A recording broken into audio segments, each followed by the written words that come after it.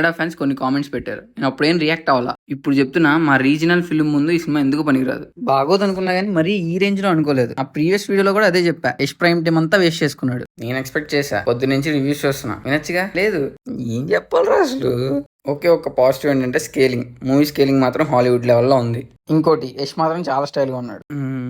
అంతే. ఇంకా సాంగ్స్ కూడా బాగాలేదు. అట్లీస్ట్ మన వాళ్ళు హాలీవుడ్ మూవీస్ నుంచి సీన్స్ మాత్రమే కాపీ చేస్తారు. ఇవి డైరెక్ట్ గా సినిమానే కాపీ చేస్తుంది. అయినా అర్థం కావట్లేదు, అంత బోల్డ్ సీన్స్ మీకు ఎలా తీయాలనిపించింది మేడం? మీరందరూ అనొచ్చు మన మూవీస్ హాలీవుడ్ లెవెల్లో ఉండకూడదా అని. ఉండొచ్చు, అలా అని స్టోరీ కూడా ఉండాలి కదా. ఒక సీన్లతోనే సినిమా వెళ్ళాలంటే ఎలాగా?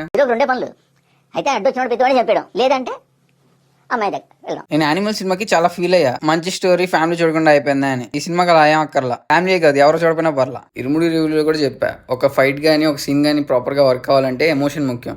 అసలు ఎమోషన్ లేకుండా ప్రతిదీ జరిగిపోద్ది, ఫైట్ అయినా ఏదైనా. ఇంత కాస్టింగ్ పెట్టుకుని అయినా వాళ్ళంతా కూడా ఎలా యాక్సెప్ట్ చేశారు?